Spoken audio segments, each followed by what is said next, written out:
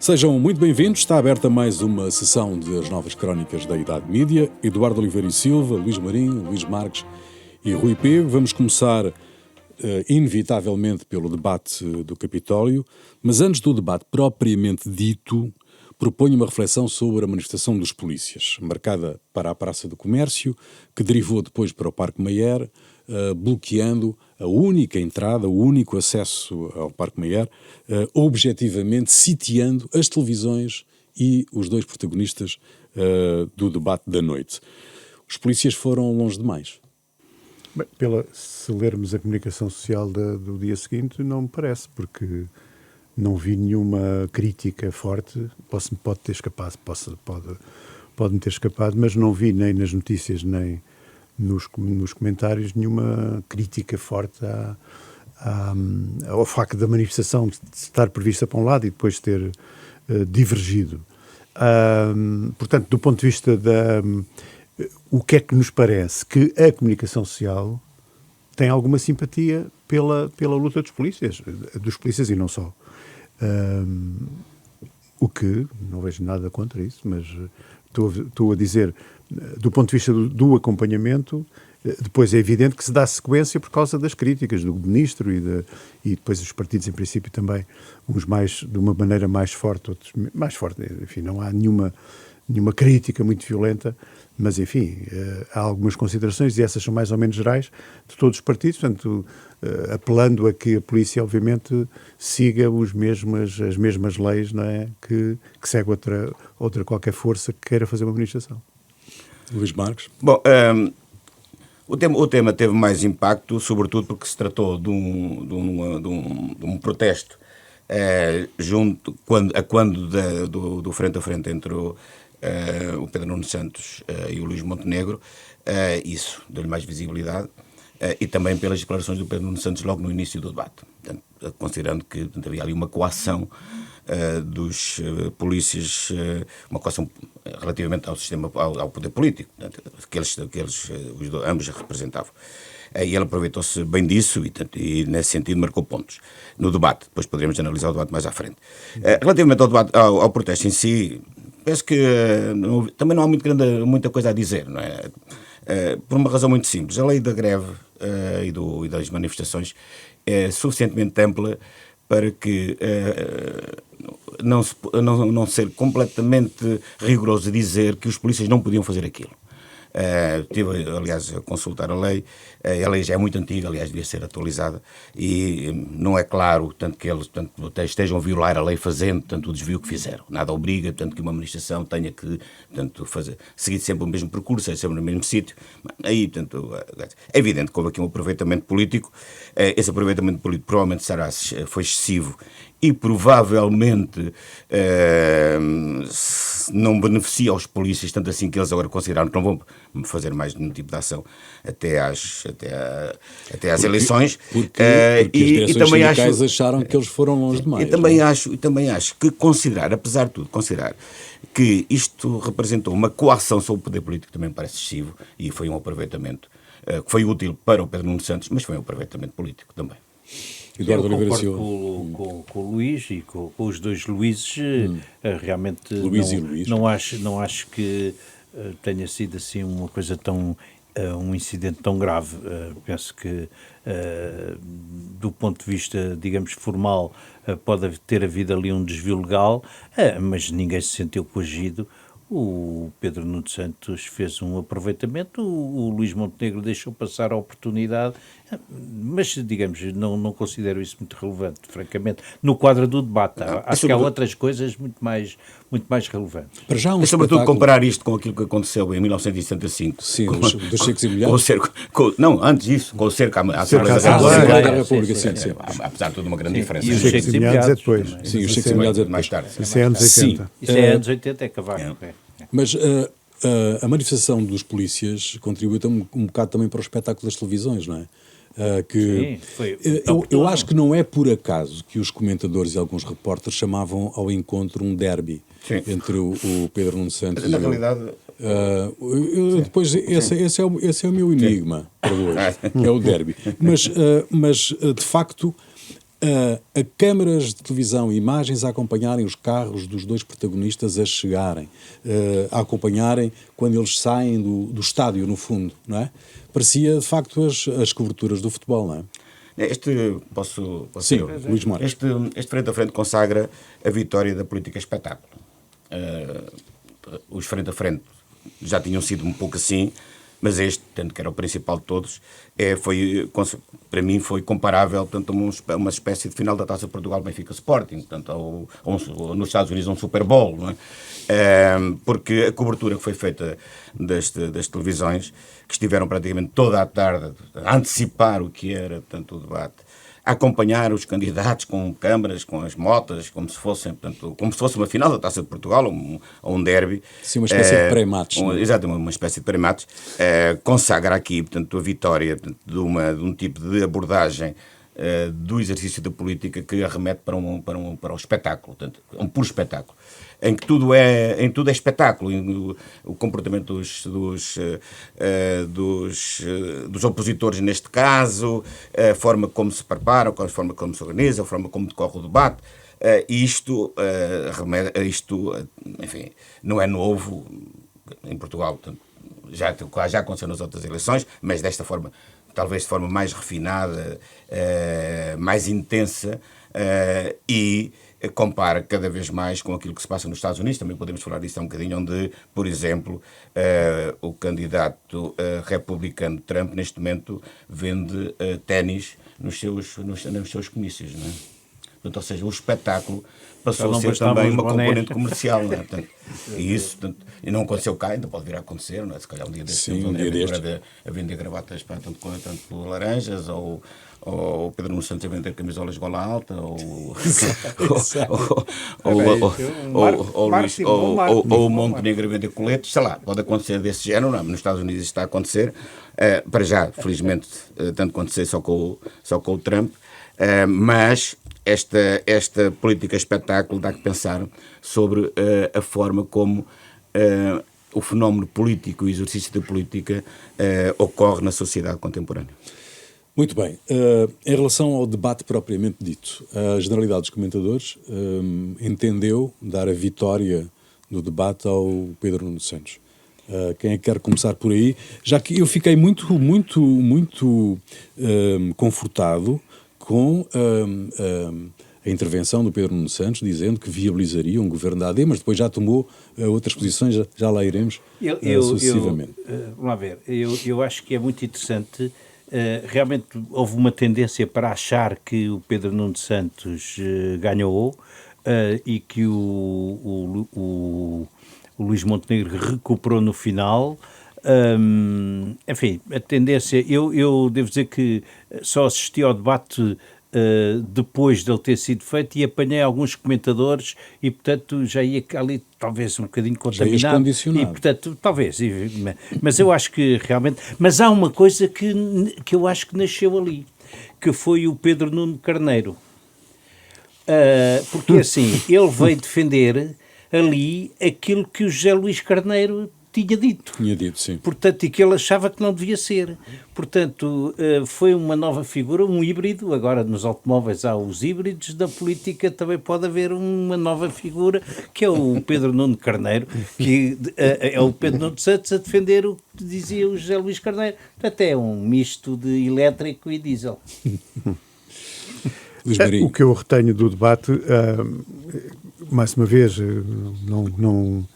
não consigo dizer quem é que ganhou o debate, também não sei se é assim tão importante, mas assim, retenho só aquela garantia dada, de facto, e que fez, aliás, as manchetes, e eu acho que é isso que analisamos com mais interesse. Portanto, o que é que do debate sobrou para a comunicação social e como é que a comunicação social viu o debate, e penso que, na generalidade, viram a frase que foi a mais importante do debate, que foi: se a AD ganhar, o PS viabiliza um governo minoritário. Exato. E não apoia nenhuma moção de rejeição. Ora bem, o que acontece, e também podemos analisar as manchetes a seguir a isto, que jornais é que pegaram e jornais que não pegaram, ou como é que pegaram, depois o desdizer de Pedro Nuno Santos, dizendo Afinal, como não há, do lado da AD também não há esta garantia, afinal, pensando bem, não sei se... Depois veio explicar que afinal não, afinal o que ele tinha dito... Foi mal pois entendido, é muito interessante, mal interpretado, é extraordinário. Eu acho interessante. As pessoas dizerem coisas e depois acharem que são mal interpretadas. Não, exato. Eu acho que é interessante porque clássico, isto é tudo muito claro, mas eu não sei onde é que está a dúvida. Quer dizer, toda a gente tem... Toda a gente tem dúvidas, exceto o indivíduo que diz. Agora, eu próprio também fiquei um bocadinho baralhado, já não sei se ele vai viabilizar ou não. Momento? Eu acho que a última que eu ouvi, ele vai viabilizar. Mas exige que o Montenegro também se explique. Agora já retirou essa condição. Já retirou essa condição. Então agora já viabiliza outra vez. Portanto, já vale outra vez. Nas últimas 2 semanas são 4 ou 5 posições. O que é que o PS acha? Mas sobre isto deixa-me dar aqui uma nota pessoal sobre como é que eu vi aquilo. Eu acho que o debate foi bastante intenso, não foi muito esclarecedor, devia ser mais esclarecedor do que aquilo que efetivamente foi. Lá está, porque hoje em dia estes debates tanto ganham ou se perdem nos pequenos detalhes, quem é que foi mais truculento, quem é que tem mais uma... Tudo isto é exercitado antes, tanto pelas comunicações e pelo marketing. Olha-se para aquilo e pensa-se que as pessoas não estão verdadeiramente genuínas, não é? Há algum artificialismo, a forma e o conteúdo hoje em dia acabam por se misturar de maneira que nós não entendemos até que ponto é que que os políticos estão a dizer exatamente aquilo que pensam, aquilo que sentem. Estão tão condicionados por estratégicas e táticas definidas anteriormente, que depois torna isto tudo um bocado artificial. Mas há aqui um ponto que é este. Atualmente, a comunicação social que está a centrar e provavelmente vai acontecer até ao final da campanha eleitoral é debater, portanto, com quem é que o PSD se vai aliar, se vai aliar, se dá ou não dá, portanto, a reciprocidade ao PS na viabilização de um governo minoritário. E toda a gente está a considerar que isto foi uma grande vitória, tanto no Pedro Nuno Santos, que na medida que está a marcar a agenda.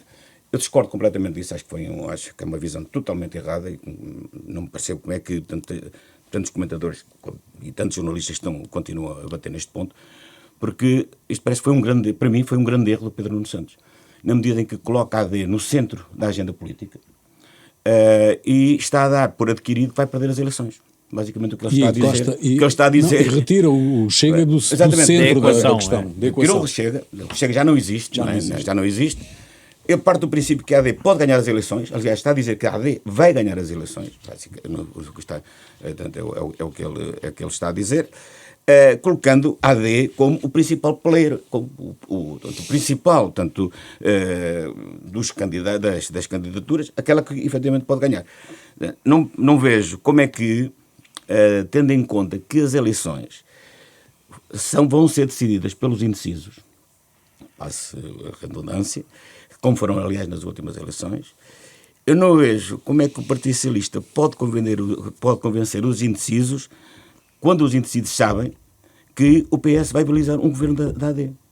O que é que o PS ganha nos indecisos, dizendo antecipadamente que vai viabilizar um governo da AD? Isso não tem risco para os indecisos. Não cria a necessidade do voto útil, não é?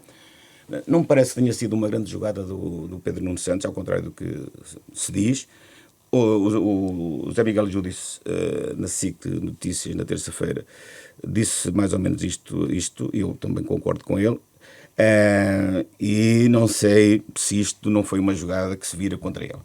Depois, em relação ao debate propriamente dito, para além daquilo que já foi dito, o que eu acho que depois que foi feito um balanço destes debates todos é muito triste, que temas tão relevantes para o país... O que ainda não foi perguntado, a política externa, tendo em conta que nós estamos totalmente dependentes dentro da Europa. Nem a política externa na Europa foram discutidos. A defesa, vital, como se está a ver na discussão internacional, não foi discutida. E a justiça não foi discutida. Mas a culpa... nós temos que repartir essa culpa. Com certeza. Temos que repartir a culpa entre os moderadores do debate. Sim, Luís, lançam questões, lançam temas. Mas quem são os candidatos são os dois protagonistas, os dois líderes partidários, não é? Tu lanças um tema e é normal, ainda por cima, agora, obviamente, o debate entre Pedro Nuno Santos e Luís Montenegro teve 1 hora e meia. não é? Um jogo de Mas futebol, os um outros jogo de debates tinham 25, 30 minutos. Portanto, se tu não agarras numa deixa que o moderador tem que te dar, ou que o teu opositor lance de repente, não estou a ver como é que começou, estando a discutir saúde ou educação, Sim. de repente vai falar da guerra da no Médio Oriente ou na Ucrânia, ou de política externa, não é? A economia do frente a frente foi mal gerida. É preciso dizer que os entrevistadores estiveram bem. Portanto, sim, bem. Neste caso, sim. Neste caso, sim. Tem que ser elogiados, fizeram muito bem. Mas podiam ter gerido o tempo de forma diferente, a incluírem mais tempo, coisas mais rápidas, perguntas mais diretas, sim, não, do que depois deixá-los falar o que deu, que depois já não tiveram tempo ainda todas. Mas alguns temas, é evidente, foram abordados, os grandes temas foram abordados, mas alguns temas que são essenciais, nomeadamente a Europa, defesa e justiça. Era impensável que os portugueses vão votar sem saber o que é que estas pessoas, o que é que os dois candidatos a primeiro-ministro pensam disto. Fez ontem, sábado, 2 anos que se deu a segunda invasão da Ucrânia, não é? A primeira foi em 2014, com a anexação da Crimeia, começou há 2 anos. Qualquer político, digamos, quando fala da situação, remete para o relacionamento internacional, as questões que se passam no Mar Vermelho, os sequestros de barcos, a obrigatoriedade deles contornarem pelo sul da África, a guerra de Israel. Enfim, se tudo isso condiciona, e sobretudo a da Ucrânia, se tudo isso condiciona de tal forma o nosso desenvolvimento, para além das questões que já vêm da pandemia, então não é natural que nem os jornalistas, nem os políticos chamem aquilo à colação. Se os jornalistas não chamaram, e mal, os políticos ao menos que corrigissem o erro. Nenhum o fez, mas quando houver governo, vamos ouvir choradeira por causa de tudo isso, não é? E, portanto, isso parece-me uma absoluta inconsciência, para além do tema que o Luís Marcos normalmente aborda, que é o da agricultura, que também não foi falado, que também não foi falado naquele plano, que é gravíssimo para a Europa toda, não é? Eu fiquei muito confortado, devo confessá-lo publicamente, com a posição do Pedro Nuno Santos sobre a questão da viabilização do governo da AD, porque isso, sobretudo, retirava o Chega do centro da equação. Pareceu uma forma inteligente de combater politicamente, de combater politicamente o Chega. Agora, há uma correligionária do Pedro Nuno Santos, há uma correligionária do Pedro Nuno Santos que abandona um debate na Universidade de Coimbra, que ela é candidata por Coimbra, é a cabeça de lista por Coimbra, porque o António Pinto Pereira, acho que é assim que era do PSD e que agora é do Chega, que também candidato por Coimbra, e foi jornalista da Renascença, eu acho, em dado momento, que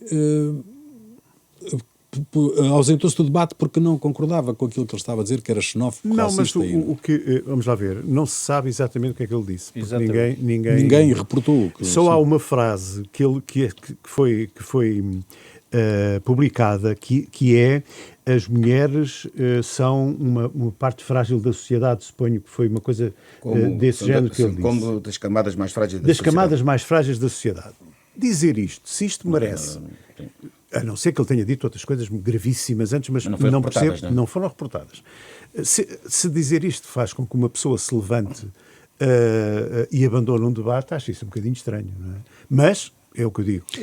Ela usa aquela não houve mais nenhuma justificação. Mas não houve mais nenhuma informação que tenha sido dita alguma coisa extraordinária, porque já devíamos saber, não é? Claro, já se saberia, efetivamente alguma frase xenófoba. Ele próprio, quando se justificou, disse: eu não percebo porque é que defende as mulheres, porque são muito mais importantes e valiosas que os homens. Portanto, era qualquer coisa ligada àquela frase. Sim, e como mais ninguém se não parece que isto seja uma coisa... E não vejo em que é que essa frase é xenófoba, diga-se por isso. Nem ofensiva sequer. Claro. Não é? Reconhecer que, de facto, ainda são uma camada... Não é dizer que as mulheres são frágeis. Elas ainda são uma camada frágil, porque é verdade. Não é por causa disso que estamos a discutir quase todos os dias, de facto, direitos a igualdade de direitos, etc. Ainda no século XXI. Eu acho que mas deixa-me deixa só terminar, porque eu queria fazer aqui uma referência. Isto tem a ver com uma comentadora que se chama Carmo Afonso, que publica as suas reportagens na última página do Público, alternando um bocadinho com João Miguel Tavares, portanto ela é segundas, quartas e sextas. uma mulher de esquerda, que diz uma coisa que eu acho fantástico, que é, diz assim: não encontrei relatos ou descrições da intervenção de Pedro Pinto Pereira e não foi por ter tentado. Portanto, ela não sabe exatamente nada do que ele disse. Mas depois conclui: Ana Abrunhosa foi corajosa. Hoje costuma-se dizer disruptiva. E digo-vos, fez bem. Portanto, não sabe rigorosamente nada do que é que se passou. Mas pelo simples não, a senhora fez bem. Acho isto fantástico. Não, mas Luís Marques, Eduardo. Eu acho que a Ana Abrunhosa fez um número. Ou seja, para que aquilo fosse falado, fez um número. Levantou-se, veio-se embora, indignada. Ela justifica a sua saída, deixa-me só dizer isto, ela justifica a sua saída, Ana Abrunhosa, dizendo que se recusa a normalizar um discurso que viola todos os princípios que orientam uma democracia. Então, isso era assim. E justificação dela. A primeira coisa que ela devia fazer é ter ficado lá para debater e não fez. Sim, confrontaram. Segundo, ela é conhecida por ser uma saltitona PS-PSD e também quando há uma grande reunião, também há sempre uma cor que marca o traje da senhora. E, portanto, ela fez um número e mais nada.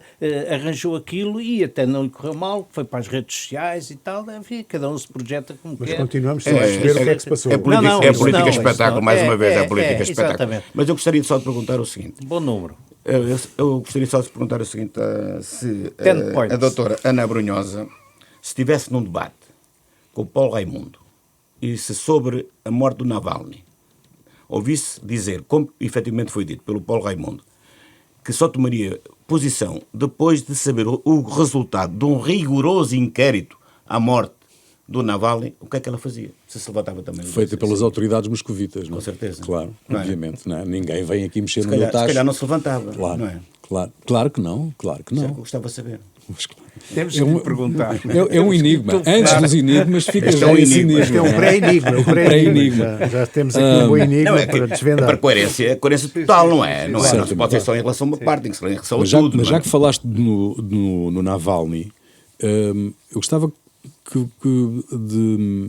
a gente refletisse aqui um bocadinho sobre a posição que tomou a Rede X ao cancelar durante algum tempo, algumas horas, a conta da mulher dele, da Yulia Navalnaya, salvo erro, que é assim que ela se chama.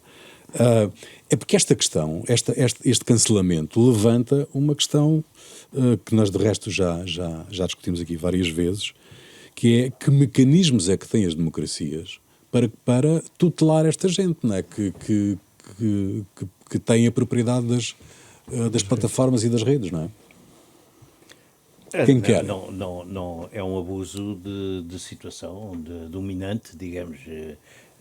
Agora, eu iria a um ponto mais sensível, que é a morte do Navalny, a forma como as coisas aconteceram, significa que há um gulag hoje, em circunstâncias porventura não muito diferentes, e que atinge também um homem que o Solzhenitsyn era um nacionalista russo, mas que achava que a Ucrânia devia ser independente. Eu acho que o Navalny até só tardiamente é que aderiu a essa tese. Mas aquilo que traduz é uma situação extremamente complicada. Ainda esta semana o Medvedev, que é uma espécie de mordomo do Putin, veio, alternador com o Putin. Sim, exatamente. Veio ameaçar com uma guerra nuclear sobre a Ucrânia se o Ocidente fornecesse armamento que permitisse atingir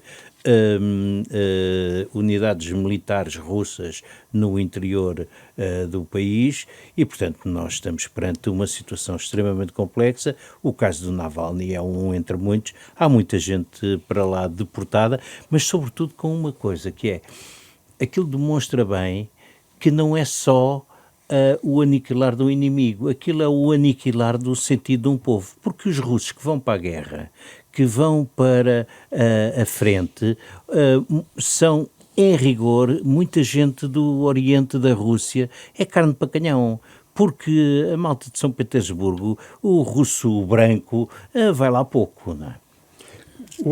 A questão também isso é esta, que já dura há uns anos, esta situação de perseguição de toda a gente que não está de acordo com Putin, de facto é o regresso do stalinismo. E há eleições a 19 Isto é stalinismo de puro. março. É matar os inimigos de dentro e matá-los lá fora, porque também os apanha cá fora, seja onde eles estiverem. A verdade é um bocado esta, não é? O Trotsky eles têm assim, como o Stalin fez ao Trotsky, não é? Quer dizer, durante um tempo, um dia foi lá, como ele não, mas mandou no México uma picareta. E já fizeram, não é? Sim, o poder já tinha feito, não é? Pois é, portanto, isto é stalinismo puro. Cai tudo da varanda. Completamente. Depois, uns caem da varanda, outros ficam mal dispostos com qualquer coisa que cai do avião. Neste caso do Navalny, o avião cai da varanda. Remete-nos para dois universos muito russos. O primeiro é o Navalny, portanto, estava a pensar um bocado no Navalny e a pensar que isto dava para um romance do Dostoiévski, não é? É alguém que vai ao encontro do seu próprio destino, não é? Sim, ele vai claro. para a Rússia sabendo que ia morrer, o que é extraordinário, não é? Exato, É muito russo, não é? É muito daquela determinismo russo, daqueles homens, portanto, que sofrem, que têm um destino marcado e que vão ao encontro dele. E isso é corajoso, não é? Portanto, é um herói, é alguém, portanto, por quem temos que ter um grande respeito, porque ele sabia, portanto, que ia morrer, não é? E isso não é para qualquer um.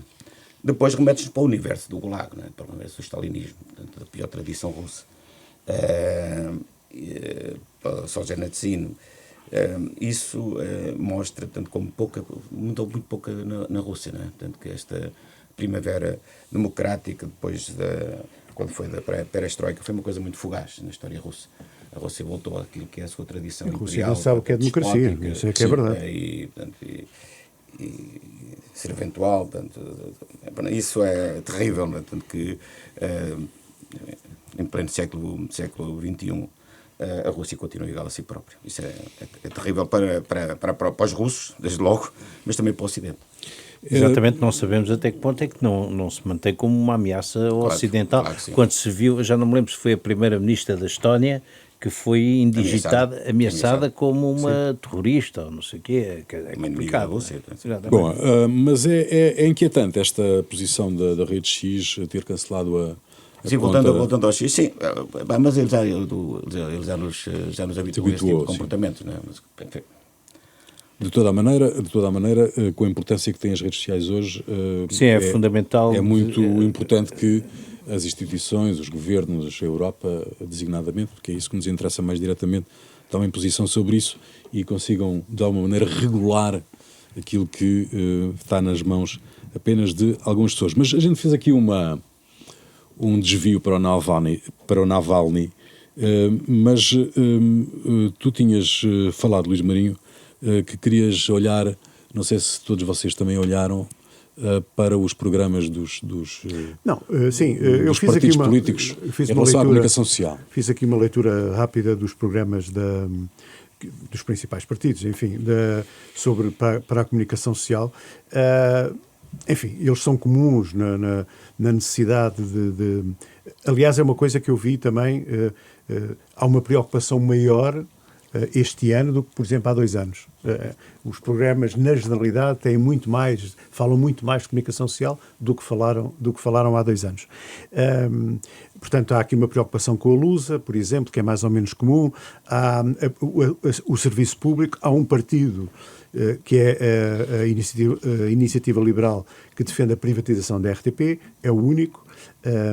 Os outros defendem rever contrato de concessão, clarificar a gestão, etc, etc. Portanto, não se percebe bem. Há um partido, que é o Bloco de Esquerda, que claramente defende, por exemplo, o fim do CGI, defende outro tipo de estrutura, digamos, de tutela, chamemos-lhe assim. Da RTP, estás a falar? Sim, estou a falar da RTP, de Serviço Público, sim. Mas depois há umas coisas assim, de certa forma, não digo estranhas, mas, por exemplo, a Iniciativa Liberal defende democratizar o acesso e exercício da profissão de jornalista, retirando à Comissão da Carteira as prerrogativas de atribuição, revogação e suspensão e cassação dos títulos, passando isto para a ERC. Eu não sei o que é que isto quer dizer, democratizar o acesso democratizar. Eu acho Democratizar que é universalizar. Para ser sincero, eu acho que ele Toda a devia haver gente muito pode mais fazer. rigor na concessão da carteira, que eu acho que hoje é mais ou menos uma distribuição assim, enfim. Depois, a CDU quer um jornal diário público. Portanto, defende que um jornal Talvez o Avante. O Estado devia ter um jornal público. Portanto, neste caso, devia ter um jornal. O LIVRE também tem aqui uma coisa interessante. Defende a paridade de género na comunicação social. Eu também não sei o que é que isto quer dizer. Só podes admitir, ou se admites um homem, tens que admitir uma mulher. Mas paridade de género em quê? O que significa até que porque, neste momento até as porque mulheres felizmente, estavam tramadas. também acho. Estão em maioria, claramente. Exatamente. Isto é um problema machista. É o deve único ser. sítio tão fantástico Eu que acho- vai acabar. eu Isto é um que isto- programa de minorias. É, exatamente, eu acho que isto é mesmo para condicionar a entrada de mulheres na comunicação social. De qualquer das formas, vi com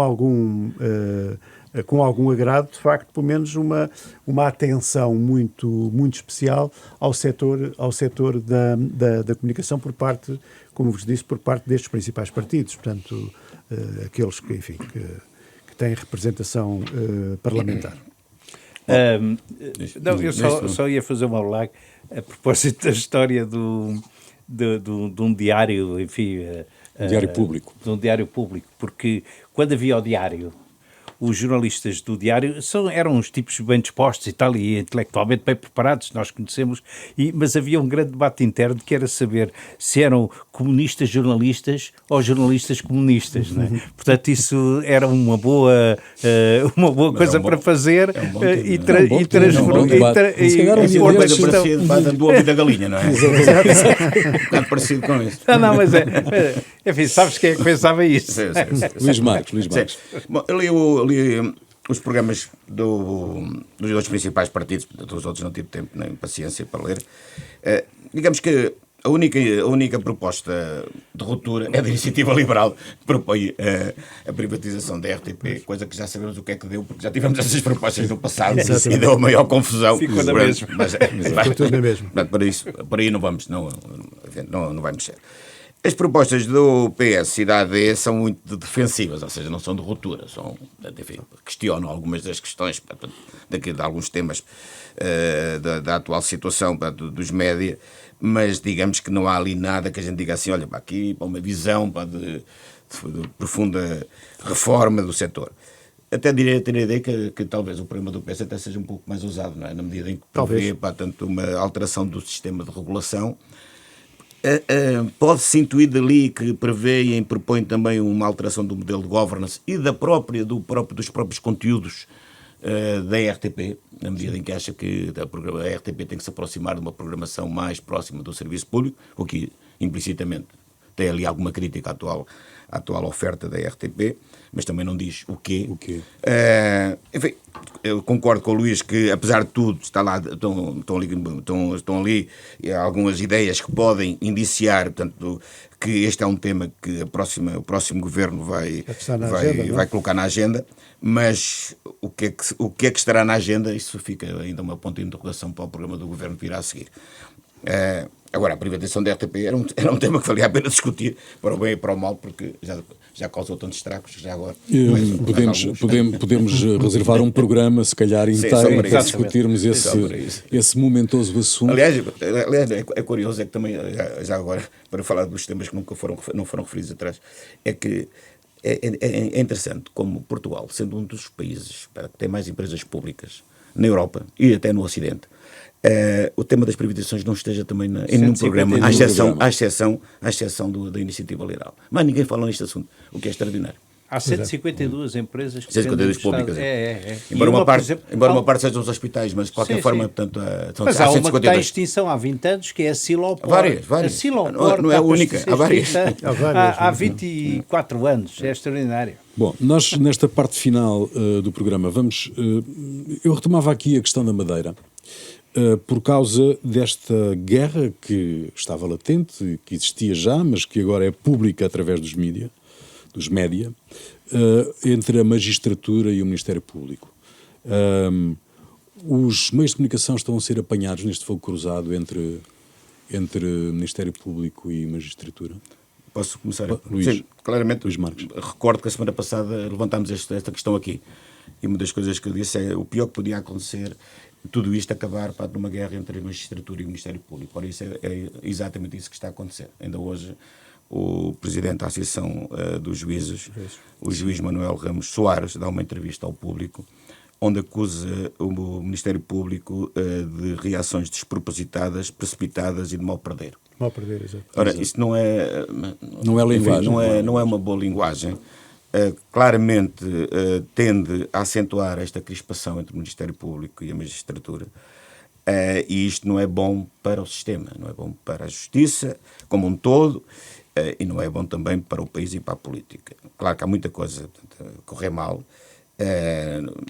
Não se percebe como é que é possível haver interpretações tão dispares quer da lei, quer da legislação, quer da respectiva aplicação. Isso, obviamente, traduz instabilidade, traduz preocupação e é claramente algo que coloca em risco aquilo que é o exercício normal, portanto, do poder democrático e da garantia das liberdades, portanto, das pessoas.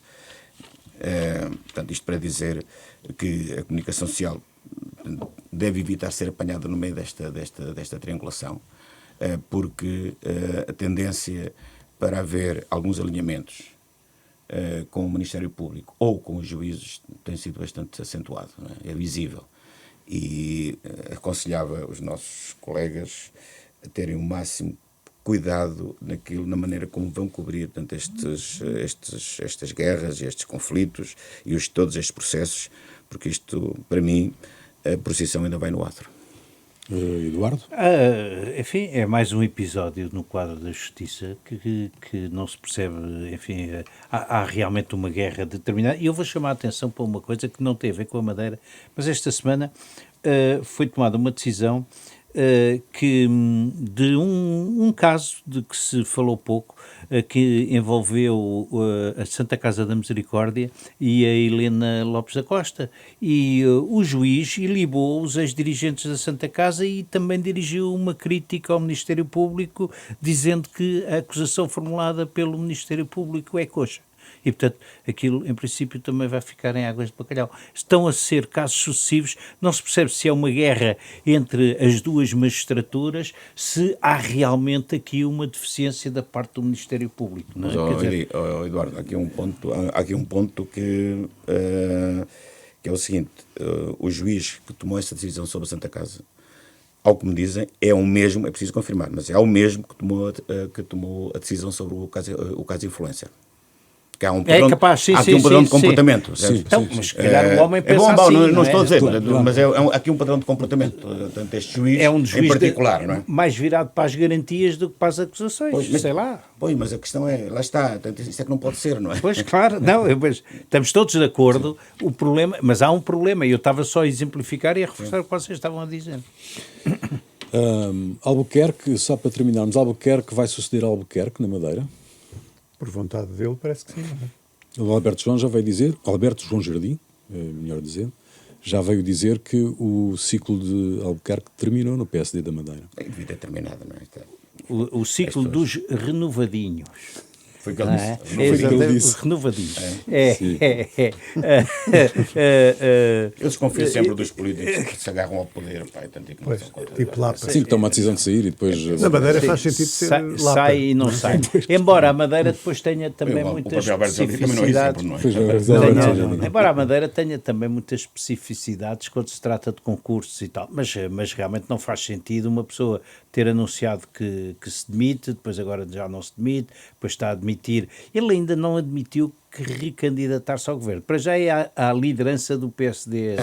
Além disso, é o presidente da mesa do Congresso do PP do PSD. na Madeira será, Não se sabe, obviamente, está o bem, presidente pode do haver. governo regional. não é? Mas não é bom, não é um bom sinal. Há uma coisa que o Albuquerque devia ter feito, em todo o caso, que era libertar-se.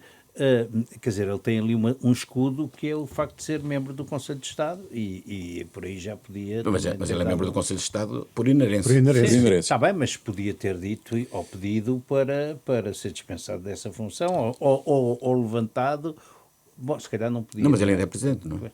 Não, está bem, mas levantar a imunidade no sentido de ser inquirido, não é? Pela justiça. Muito bem, já a seguir, os grandes enigmas.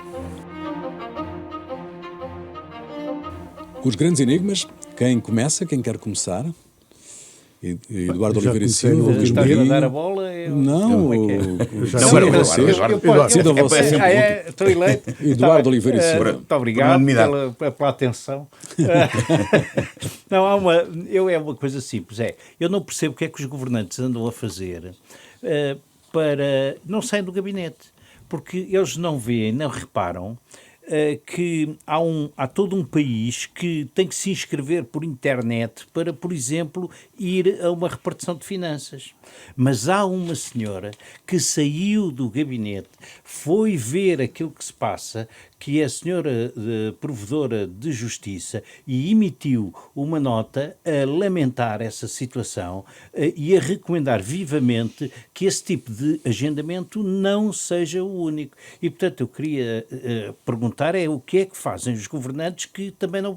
É melhor dar-lhes um passe de autocarro, passarem a andar na rua, a terem que ir aos sítios, porque qualquer pessoa sabe isso, já viu, os jornalistas já escreveram isso centenas de vezes. É insuportável. Uma pessoa recebe uma notificação das finanças a dizer que se tem que pagar daqui a 10 dias e depois telefona e dizem-lhe assim que o agendamento é para cada dia 4 semanas. Portanto, é um atentado à liberdade, é uma burocracia, é o reino da burocracia, parece a União Soviética do Dr. Brezhnev.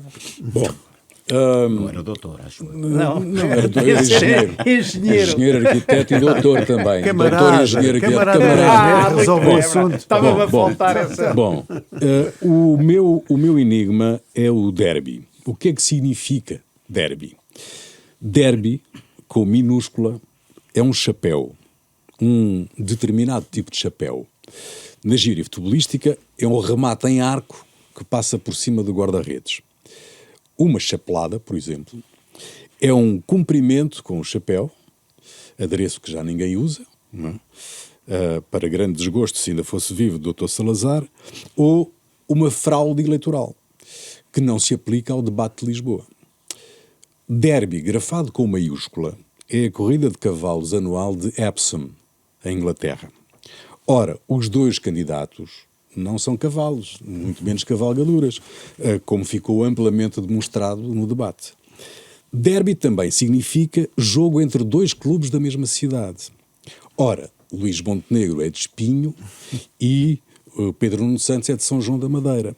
Mesmo alargando o âmbito da zona, do conceito a uma zona geográfica, um Sporting de Espinho sanjoanense não parece que possa considerar-se um derby. Então, se nenhuma destas hipóteses se aplica, porque é que os repórteres e comentadores chamaram derby ao debate do Capitólio? É este um enigma, que fica por... Política espetáculo. Já agora, Luís Marinho. eu gostava era de saber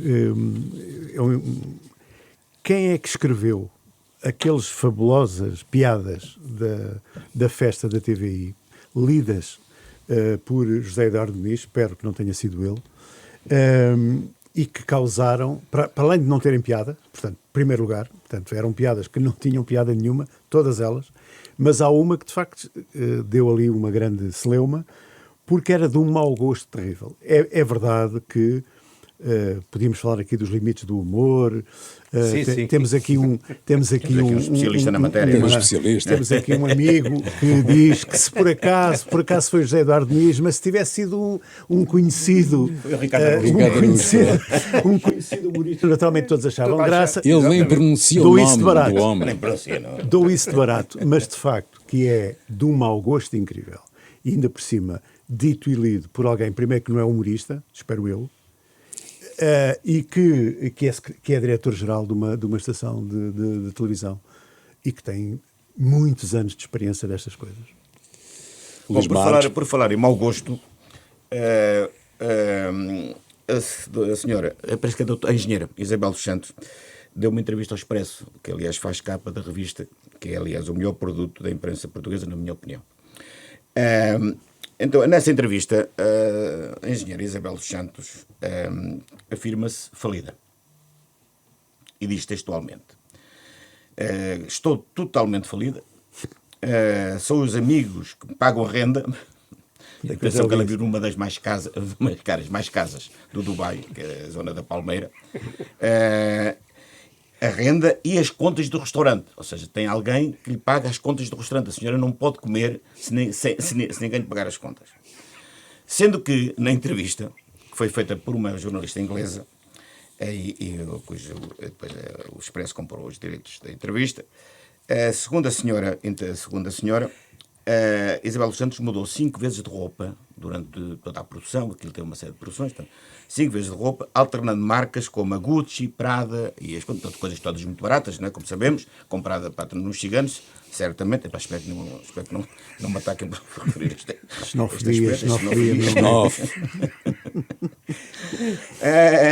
no fundo, a senhora vive na miséria, praticamente, não é? Embora tenha uma fortuna avaliada em 2 mil milhões de euros e viva de uma pensão que foi determinada por um tribunal de Inglaterra, onde ela já foi condenada, que lhe atribuiu uma miserável pensão de 70 mil euros por mês. Ela vive com 70 mil euros por mês e com isto tudo não consegue nem pagar as contas da casa, nem comer. Como eu percebo. Só pergunto o seguinte: como é que é possível que esta senhora continue a rir-se de todos nós, a rir-se da justiça internacional e ainda esteja a viver à conta de uns desgraçados que lhe pagam as refeições e a renda da casa? É a versão feminina do engenheiro Sócrates. Bom, termina aqui mais uma sessão de As Novas Crónicas da Idade Mídia, um programa de Eduardo Oliveira e Silva, Luís Marinho, Luís Marques e Rui Pego, produção de Marina Duarte, desenho sonoro de António Fialho, operações de emissão de António Centeno, domingo ao meio-dia na Renascença, sempre à sexta-feira, ao fim da tarde, um novo episódio em rr.pt e em podcast nas plataformas habituais, ao alcance de um clique. Então, até para a semana.